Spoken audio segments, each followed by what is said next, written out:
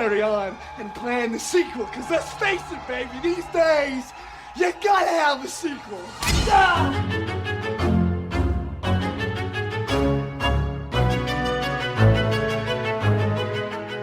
And welcome back to Micro Queers. It's your bi-weekly queer horror short roundup, and I'm Joe.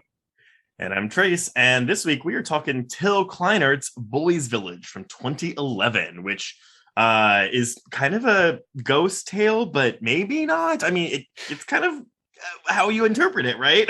Oh, yes. Yeah, it almost wants to have it both ways, and I kind of appreciate that. But folks, if you haven't seen the short, so it is The Boys Village was once a holiday home for coal miners' sons, boasting a pool, sports yards, and even a chapel of its own. Not much remains of its former glory, though. Shattered glass and debris are all over the place, graffiti on the walls. There are countless trap falls and opportunities for injury. This is a parent's nightmare, and yet it can be heaven on earth for a certain kind of child. It more or less is for Kevin. He has been 11 years old for quite some time now. Has it been years or decades? I did not read that log line before watching this short film. No, I actually think that that's way too spoilery for what this short is. Yeah, I mean, granted, it makes me think that Kleinert doesn't want like an open interpretation to the film, but or unless he wasn't the one that wrote that. Right. Yeah, that is the official description on the Peccadillo Pictures, who I'm guessing is maybe the people who released this or who have made it available online. Right. But yeah, I mean, we've got about a 20-minute short that features, Benjamin Thorne as our little Kevin, just kind of wandering the rubble of this village. And, it is queer. It was part of an anthology series called Boys on Film 10, which sounds more porny than it is. It very much reminds me of the VHS tapes I used to find in my uncle's hidden stash. Right. Yeah, no, this is a pretty well-regarded series that collects shorts from all over the world. It's how you and I watched Carter Smith's Bug Crush back in the day. That was another installment. And some of them are genre, some of them are just drama, some of them are romantic. So if you're ever interested in queer shorts, I actually highly recommend the series because it'll give you a good smattering. And a lot of those people have actually gone on to make features, kind of like Mr. Kleinhart, who we'll be discussing again next week when we talk about his feature, The Samurai. This is it's a bit of a slow short. It really, a lot of this really is spent following Kevin just kind of walking around, watching this gang of vandals come in on his territory. You don't really know where it's going. Like, what is the rising action here outside if he's trying to make some kind of connection with Andrew McQueen's Alex? But it's very much like a mood piece almost. Yeah, like it's almost portrait of a lonely boy. I think at one point you hear him mention that he's waiting for someone to come and pick him up. And as the short goes on, you realize, as cued by the description, maybe he's been waiting for a very, very long time and he's actually haunting this place. But for the most part, you're right. It's just kind of like, the boy's almost a bit of a latchkey. He entertains himself. He makes dolls for friends. He has this active imagination. And to me, it was very reminiscent of a lot of queer boys who have difficulty connecting with other people. Right. They don't make friends easily. And I found a lot to connect with there. And even the idolizing of an attractive older boy who is maybe not a good suit for you, who you should probably steer clear of, and yet you can't deny the attraction. Okay, so like a literalization of the feeling you have when you're kind of like a preteen coming to terms with your sexuality type thing. Yeah. Okay, I can definitely see that. And what I do like about this too is, I mean, it is very much obviously a queer short. I mean, at least as far as we know, Kevin is queer. We don't really know about Alex. Yeah, but again, it's kind of one of those things where it's like, well, yeah, like he is queer. But it's not like the short is being like, look, queerness, boom, boom, boom, boom, boom. It's just a part of who he is and plays into how he interacts with Alex. Yeah, because I actually think that you could read this as he's experimenting. Like, he doesn't know his feelings. He's interested in this boy. Alex is presented as different from the other members of this group. Like, they all kind of seem to be a little bit hoodlums. They're breaking shit, they're spray painting. But when we see Alex, you know, he takes that moment to move the doll out of the way so that he can sit in the tire, and you think, oh, maybe he's a little more sensitive, maybe he's a little bit more emotional, maybe he's a different kind of boy. Yes, he's lighting the loafers. Oh my god. How appropriate for a short that seems to be set in, is it Wales or Wales, somewhere? Wales. Yeah, for sure. I mean, so you know, we have kind of this. We have Alex with his friend who is a girl who ditches him when she gets scared, and then he proceeds to masturbate by this trash can fire. Yeah, teenage boys. It's like, I just want to get my rocks off, and if I can't get it with a live human being next to me, then I guess I'll just settle for jacking it by the fire. Pretty much, yes. And it's really kind of like the final like 8 or so minutes where it's like, okay, so like he walks around, Kevin goes to like kind of follow him, and then of course this is when we get the kind of reveal of sorts where it's like, oh, Alex can't see Kevin. Yes. Because again, he's presumably dead. Yes, that's the way you're meant to read it until, of course, the very end of the short, when it seems like all of a sudden Alex is the one who's dead and Kevin is the one who's alive as he gets picked up and whisked away. You know, it's interesting. I kind of like read through the comments on this YouTube video, which is something I've never really done a lot before because I think my brain has trained me not to read comments. Probably in your own self-defense, yeah.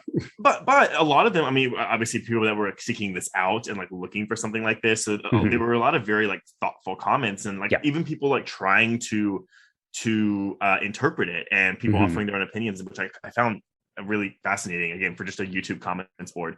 But I mean, yeah, what do you make of this ending? So, you know, Kevin kisses Alex. Well, I'm sorry, Kevin kind of lures Alex to this wall where whispers are coming from, and of course you're kind of like, oh well, I guess his body's in there. Yeah, that's what I thought too. And then he kisses him, and Alex like basically falls through the wall with, I mean, with Kevin's body, because we see the bones, the skull and everything at the end, but then it's like Kevin takes his place in the land of the living almost. Or do you view it as like Kevin moving on to like the next afterlife or whatever when he gets in the car? I mean, maybe. Yeah, I'll confess I didn't try to do a lot of analysis as to what the end means, if only because I was so emotionally invested in the short. Like, I really like it as a bit of a mood piece, and I like the swap in the roles, but I didn't kind of pause to decipher, oh, does that mean that Kevin was actually alive the whole time, and maybe it was Alex who was dead? Like, the fact that this area that they're hanging out in is almost like a dead village, right? This idea that they could be spirits themselves, they could just be interacting with spirits. Like, there's a lot going on here, even though I would argue that the short is actually relatively simple and straightforward. But I liked that ambiguity, because I could see people making arguments for a multiplicity of different interpretations about, like, so what exactly does this ending mean? And that's literally just me being like, well, because again, you know me and my literal brain, I'm like, well, I what does it mean? I need an answer. Somebody tell me. But no, I mean, but in your defense, yes, if you look at it as a mood piece, yeah, this is more a short that's meant to make you kind of feel something and not like go through mental gymnastics to like piece together the narrative, because the narrative here is slim, not non-existent. It's just slim.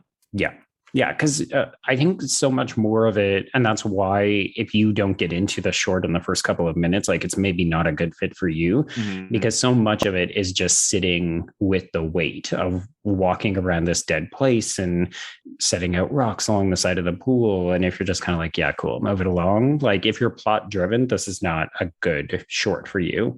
But then it also throws so much at you in those last couple of minutes that it's like, oh, okay, are we changing the tone? Like, what's happening even here? The opening scroll, which kind of again explains what this village is, like the specific phrasing was like, it opened in 1925, but it served as a summer camp for sons from families in the South Wales coalfield to be free.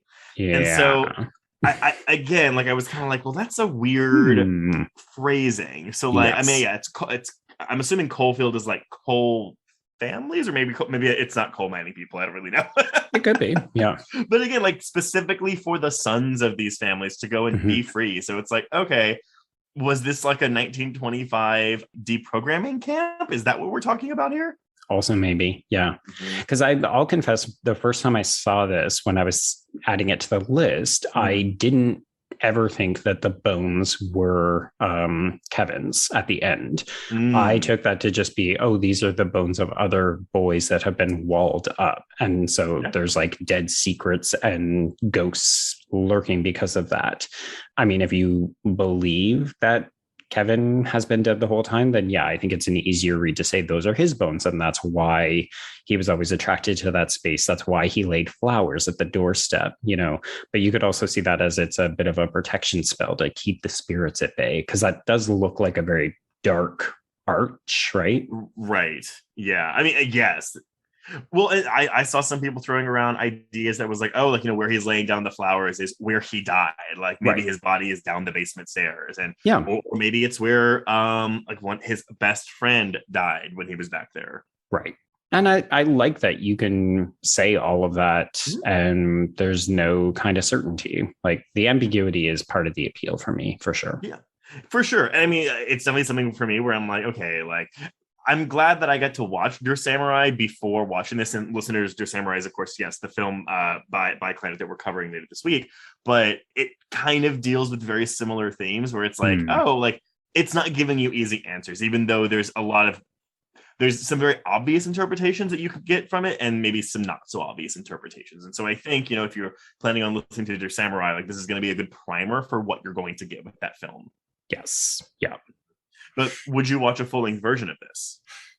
I would. I think it would need a little bit more meat on the bones. Like, I think it'd be interesting to unpack the history of this boys' village in greater detail and maybe offer a few more clues as to the nature of the camp and if there were other boys there. Yeah. And then you could still dovetail into this kind of present day and connect the dots and suggest that there's something happening across two time periods. Yeah, the vibes I was getting from, at least from the location, were very much like the orphanage, or maybe even Pan's Labyrinth, if we're doing like kind of back and forth with time, or like even going to like, you know, a child's mind of what like this their fantasy world of sorts. I could see something like that emerging from this, although I'm sure there would be the impulse to explain things as opposed to leave it ambiguous. Yeah, I mean, I think if you go something like Pan's Labyrinth or the Orphanage, that's a good way to do it, where there are answers, but there's also some of the sadness, some of the trauma. Like there's still more left. Yeah. Like you leave the theater uneasy as a result. Yeah, I agree. It's kind of like where it's like teetering the line between like genre, because it's like, like, I mean, again, like, you know, I wouldn't necessarily call this short a horror short, despite the fact that it is ghosts. But yeah, I mean, again, it's teetering that line very well, I think. Yeah, exactly. Well, listeners, let us know what you thought of Boys Village, and you know, what are your interpretations? Because again, I love covering films like this just because I like to hear what other people's like thoughts are on it, like what they interpret the ending to be. Yeah, absolutely. But all right, well, that will conclude this week's Microqueers. So I think on that note, we can cross out a Boys Village. And cross out Microqueers.